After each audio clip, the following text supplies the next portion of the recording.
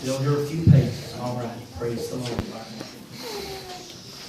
All righty. Joel chapter 2, starting at verse 30, and it said, "And I will show wonders in heaven, and in the earth, blood and fire and pillars of smoke.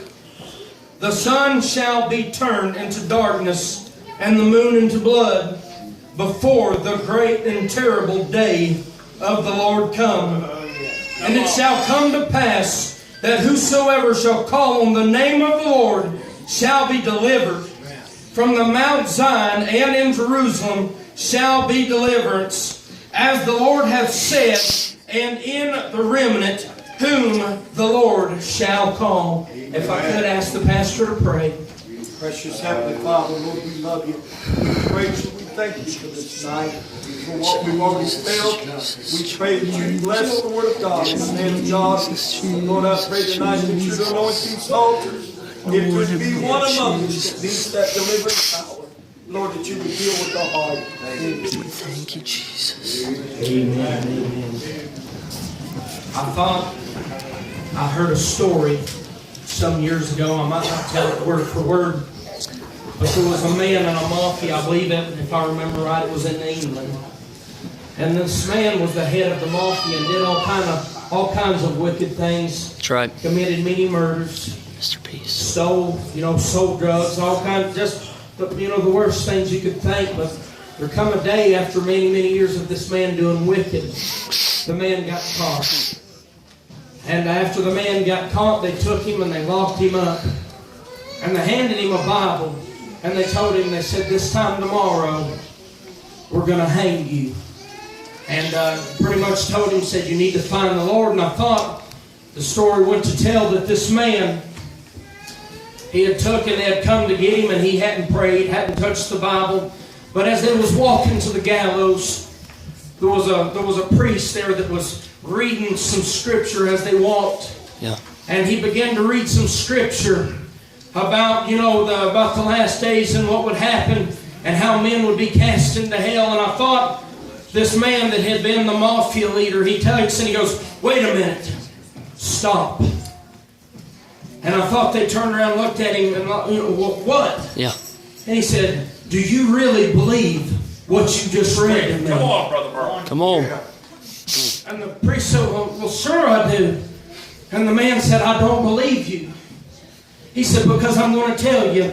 He said, "If I really believed what you just read to me," he said, "I would crawl across this whole country on my hands and knees on broken glass just to tell one soul not to go to hell." And I'm here to tell you tonight, if the Lord will be my help, I'm going to preach a message, great or terrible. Great or terrible. And I thought the Lord began to deal with my heart.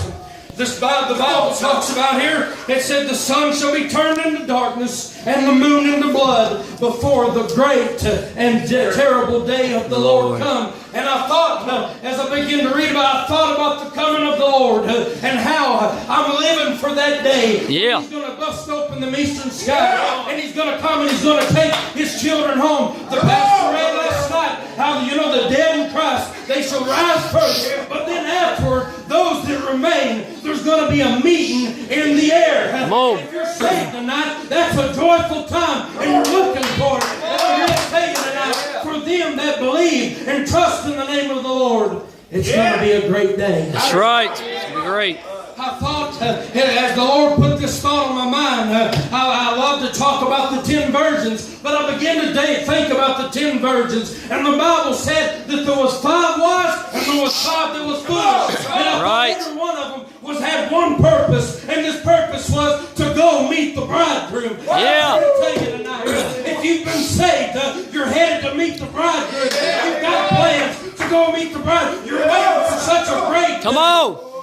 But I thought as they began to walk, the Bible said that the wise, they took oil in their vessels with their lamps. But it said the wise, they took no oil.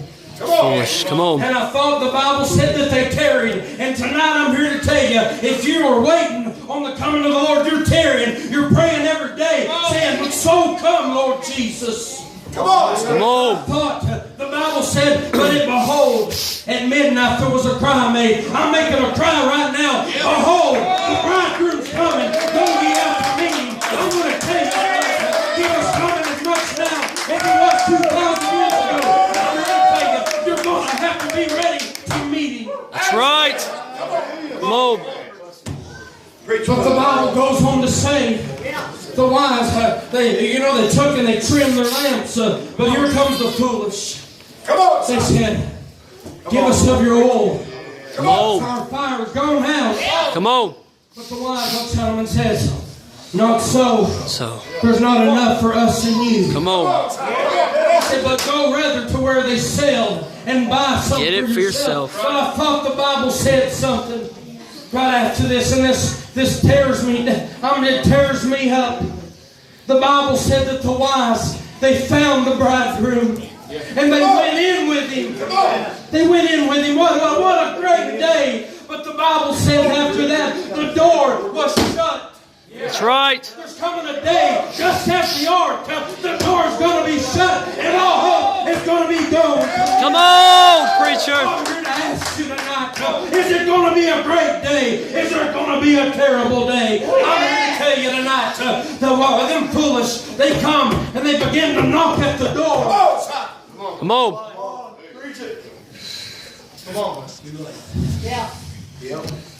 He opens the door and they said, let us in. They said, let us in. He said, I don't know you. I don't know you. He said, depart from me, ye workers of iniquity. I never knew you. Tonight I'm here to tell you, there's going to be a day so great when the Lord comes and He busts open the eastern sky, and we're going to go home with the Lord, and we're going to experience things like we've never experienced. Come on. We're going to go to a place. Jesus said, He said, I go to prepare a place for you. He said, if it wasn't true, I will I come wouldn't have told you so. I'm here to tell you tonight, if you're a believer, you have a promise that He's going to prepare a place for you. Yeah. But tonight, I'm here to tell you, if you're not saved underneath the sound of my voice, it's going to be a terrible day. There's going to be weeping and gnashing of teeth. Come on. The Bible said that they would pray to the rocks to fall on them, that they could die, but they wouldn't be able to die. Come on. Come on. I'm here to tell you tonight, church, we have got to make sure,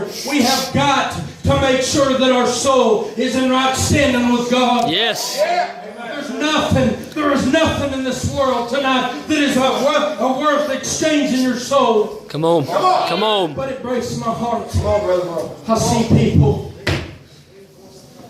they don't go to the house of God on a Sunday morning Come on, son. Come on. because they think they have better things to do. Come on. Come on. I see people, they say, I'd rather stay home and watch a ball game. Come on. Come on. Come on. And they put this before the Lord, and still in mind thinking that they're all right. No, down in my mind, did these foolish think we're going to meet the bridegroom? Come on. We're Come going on. to make it. Come on. But when they got there, Thought they's gonna be okay. the door was shut. Yeah. I'm talking to somebody tonight. I'm here to tell you, don't you wait till it's too late to pray. Don't you wait till Come on. you get your heart and soul right with God. Come on, preacher. Because it's either going to be a great day or a terrible day. That's right. That's right. The Bible goes down here to say, this is a promise for you tonight, and you can receive this, or you can turn it away.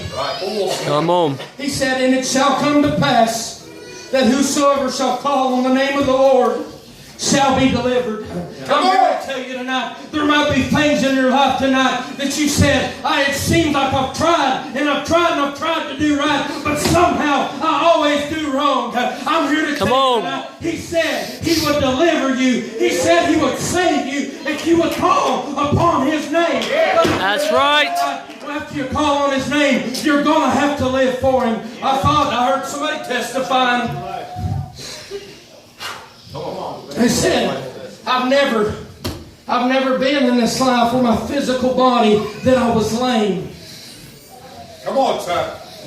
But I know what it's like for my spiritual body to be lame. Yeah. Come I on. know what that's like, church. Come on. Yeah. I know what it's like to want to do right, but it seemed like all I could do was wrong. Come on, son. Come on. Come on. And all it boiled down to was I had never truly given the Lord my whole self. Come on. I carried a lamp just like everybody else did. Yeah. It was doing right. Come on. But there was no fire in it. Come on. There was no life. I'm here to tell you tonight, you can look like a Christian and you can talk like a Christian, but if you don't have the light and the life of God, you ain't going. Come on. Come on. There is no joy for me to stand up here tonight and to tell you the things that I tell you, but I love you too much not to tell you these things. Come on. I tell you, you can go to a place there will be no more weeping, no more tears, no more sorrow, no more pain. No more sickness, no more death, no more parting over there. Come on. The streets of God. But I'm here to tell you tonight, you can miss it. Yeah. Yes, you can. Yeah. Come on. We live in a world now, in so many churches, they tell people, just repeat a prayer. And that's all that it takes. No. No. And these people, they repeat a prayer, and they go through the rest of their life believing that when that day comes, that it's going to be great. Come on. Come on. But there's going to be nothing great about that day. Come on. He said that he would appear to them that looked for him That's right. without sin Unto salvation. unto salvation. That's right. You're going to have to be looking for him. Come on. You're going to have to have in your heart, so come, Lord Jesus. Yes. Come quickly, Lord. Yes. Bless you. Come on, preacher. I love you folks tonight. Come on. Come on. But I'm here to tell you, just as real as heaven is tonight, So is hell. hell is just that much real. That's right. Come on. I heard a preacher say this week, he said there's more of a promise that there is a hell than there's a promise that you'll wake up in the morning. That's right. That's right. But there's also, I'm going to give you hope tonight, there's also that much more hope that there is a heaven. Yeah. Come on. Savior that died and hung between heaven and earth, that made a way tonight that you don't have to die in your sin, but you can come to him tonight. You can call on his name, and I'm here to tell you, he'll make you a new creature in Christ. He'll make old things pass away, and behold, all things become new. Come on. Tonight, you're going to have to go to him. I told you of these men that I preached to down in the jail. They were fed a lie, believing that everything was just going to work out. Come on. But how many knows that the devil's a liar? That's right. Men, they say, I don't know how I got to this place. I'll tell you how they got there. Without God, every one of you have an empty place in you. Yes. And all throughout life, you'll take and you'll turn to alcohol, you'll turn to drugs, you'll turn to sex. You'll turn to all kinds of things to try to fill this void that's so deep in your heart. Come on. I'm tell you tonight, there's only one piece that fits. And that's Jesus. That's right. That was lost in the garden. Man walked with God in the cool of the day. Come on. In unity. But then sin came in and God had to separate himself from mankind. But I'm here to tell you tonight, he sent his son, for God so loved the world that he gave his only begotten. Come on. That whosoever would believe in him should not perish, but have everlasting life. I'm here to tell you tonight, you might be separated from God right now, but you don't gotta be. Come on. Come on. Tonight you can be satisfied with staying in the condition you're in tonight. Come You on. can be satisfied with always having that hunger that you can't feel, that thirst that you can't feel. But I'm here to tell you tonight, Jesus come talking. He said, whoever drinks of my water is never going to thirst again. That's right. They ain't never going to thirst again because he's always been.